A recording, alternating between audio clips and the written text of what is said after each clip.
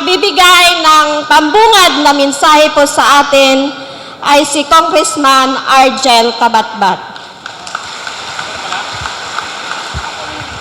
Okay. Dang umaga po. Ako po yung welcome remarks pero magsasalita pa rin mamaya. Una, wini-welcome ko kayo sa bayan kung saan ako lumaki. Kaya nga po, katulad ako ni Mayor Alice Guo, lumaki po ako sa farm. Dito po ako nag-elementary at dito ako nag-high school. So welcome po! Welcome sa Gimba. Pwede na po siguro tayo mag-open forum. And then, pwede na tayo mag-victory party dahil nabalitaan nyo naman na siguro. Ano po yung nabalitaan nyo sa Supreme Court? Sino daw ang may-ari na magsasaka party list? Sino ang may-ari na magsasaka party list? Mga magsasaka, congratulations sa inyo. And welcome to Gimba Nueva Ecija. So ngayon po ay hingian natin ng kanyang mensahe po mula sa Unigrow.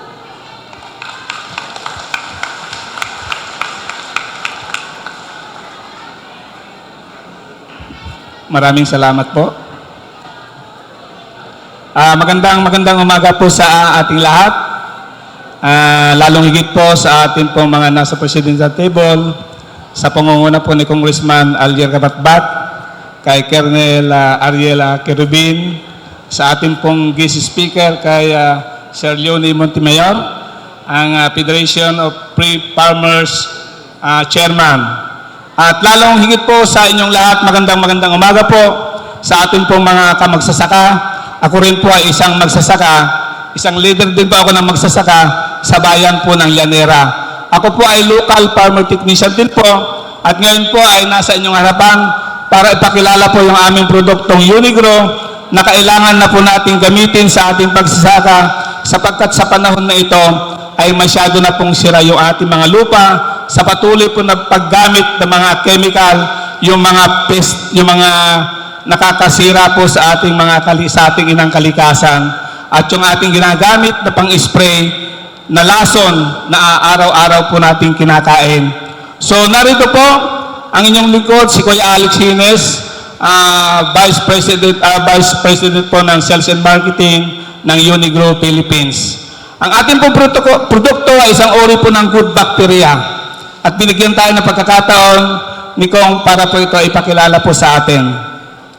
Ang Unigrow ay BB Bacillus laterosporus na kung saan ay wala na sa ating lupa. Kaya po ito ay gagamitin po natin para po maibalik yung sigla ng ating lupa at para gumanda yung ating mga pananim sa lahat po ng uri ng mga tanim, palay, mais, sibuyas, mga gulay. Ito po ay kailangan na natin gamitin. At magalak ko pong ipinapakilala sa inyo, ipinababalita po sa inyo, yung Region 3 Department of Agriculture ay nag-purchase na po ng worth 81 million para po isubsidize po sa ating mga kamagsasaka.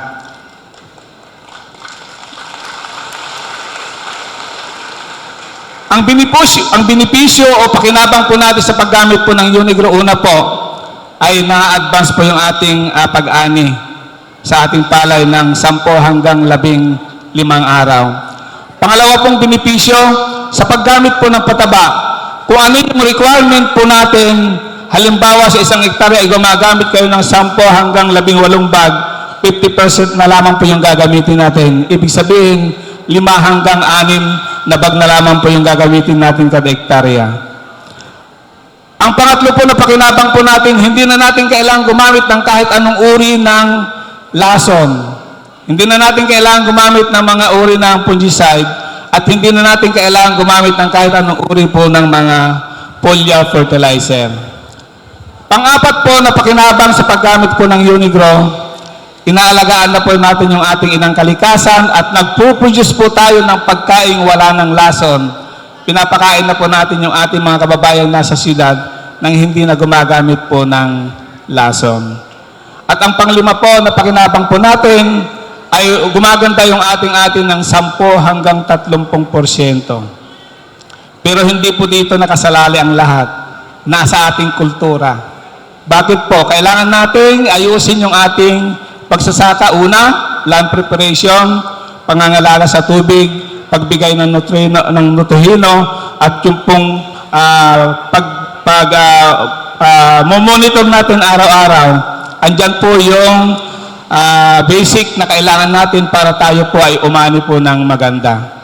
Sa paggamit po ng Unigrow, nababawasan na po yung ating gastos. During wheat season, during tag-ulan, nakakatipid po tayo ng 4,000 hanggang 6,000. During dry season, dahil tumataas yung requirement natin sa pataba, ay nakakatipid na po tayo ng 10 to 12,000 per hectare. So ito po yung ating produktong Unigrow, Brevi Bacillus laterosporus. Ito po ay powder. Ibibisol po natin sa tubig at i-spray ng 4 na beses sa panahon po nagpapalaki ng palay. Unang spray po natin, 10 to 15 days kung ito po ay tanim. Pangalawang spray po natin, 30 to 35 days kung ito po ay tanim.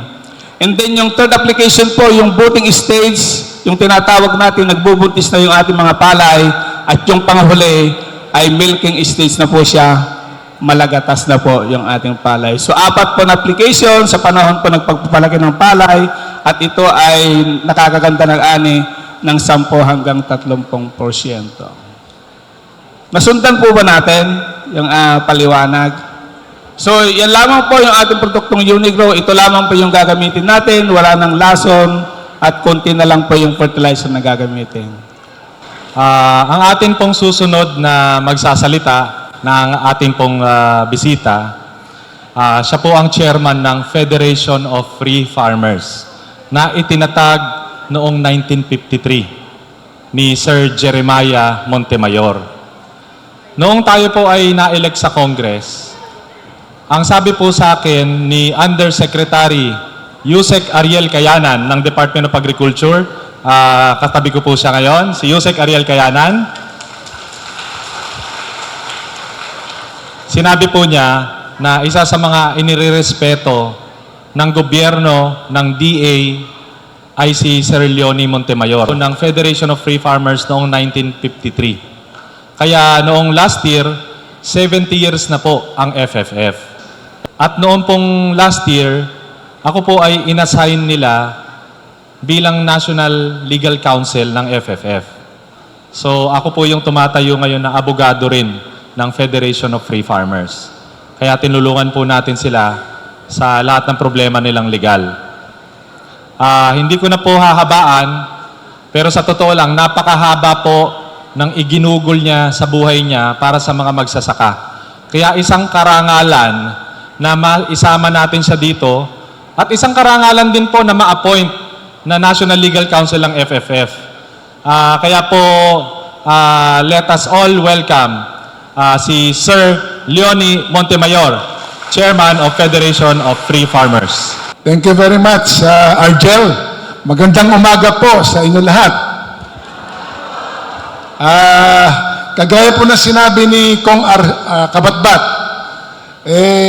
nagkakilala po kami ni Kong noong January of 2022. Dahil ito pong si Yusek Kayanan ng DA, kasama po niya yung aking manugang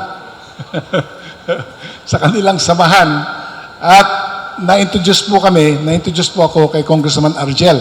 Naalala ko po noon kasi nung dumating si Argel sa bahay ko, nakamaskara. Dahil kung pa po, COVID period yun eh. So, tinanong ko siya, ba't ka napunta rito sa aking tahanan? Gusto raw niyang humingi ng tulong. Anong tulong? Ano daw ang mga advice ko sa kanya at imumungkahi para lalo po niyang mapabuti ang kanyang serbisyo bilang kinatawan ng magsasaka party list sa Kongreso. So, nasya naman po ako na minabuti po niya, nagpakumbaba para kumuha po ng aming mga mungkahi. So doon po nag-umpisa ang aming pakikipag-ugnayan sa magsasaka party list at kay Congressman Kabatbat.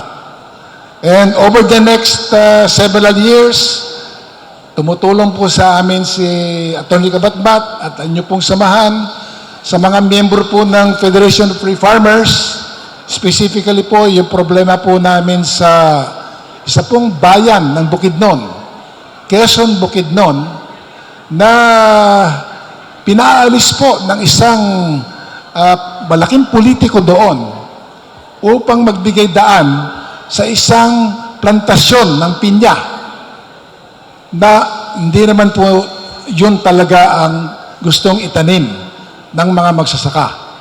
At meron pong karatig na lugar din doon sa Quezon din na yung tinutulungan po namin mga tribo, yung Pulanggi, Manobo Pulanggiyon tribe in San Jose, Quezon, Bukidnon. Naalala ko po noon napasyal doon sila Leody de Guzman nung kampanya po for the presidency in April of 2022.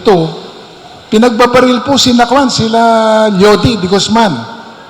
Mabuti na lang si Leody, hindi tinamaan. Pero tinamaan yata, isa sa kasamaan po ninyo sa party list, si Nani Abella. Nandito yata si Nani ngayon Nasugatan yata sa, dito po sa Balikat. Kasi pinagbabaril po sila ng mga security guard ng Kiantig Development Corporation in Quezon, Bukidnon. So, yan pong mga kaso na dinudulog namin kay Argel. Bukod pa po dyan, dito naman halimbawa sa Coron, Palawan, yung dating Yulo King Ranch, yan po ay napakalaki. 42,000 hectares ng Yulo King Ranch. Matagal na po namin minimithi na ipamigay na po sa mga tunay na magsasaka na napapalo po dyan sa dating rancho. Yan po ay nasa bayan po ng Coron at saka po ng Busuanga. Doon po sa pinaka-norte po, pinakatuktok sa norte, sa lalawigan po ng Palawan. Pati po yung mga katuktubo, yung pong mga tagbanwa sa isla po ng Coron, tinutulungan po din po namin nila Congressman Kabatbat. And ito pong huli, dito po sa halimbawa, sa Doña Remedios Trinidad, Bulacan, sa Sapang Bulak, meron din po kami itinutulong doon sa mga miyembro po ng FFF para mapasakan nila na po yung lupa na po na matagal na rin pong sinasaka.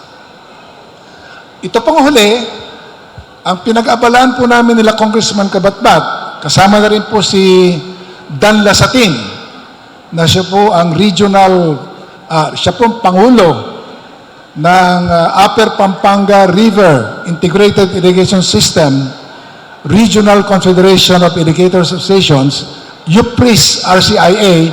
Ito pong issue po ng pagbaba po ng buwis o taripa sa inaangkat na bigas. Kung maalala po ninyo, noong pong June 20, nagpalabas po ang ating ginagalang na Pangulong Bongbong ng Executive Order 62 na pinababa po ang buwis na binabayaran ng mga importer ng bigas from 35% to 15%. Kami po ay nagsampa ng kaso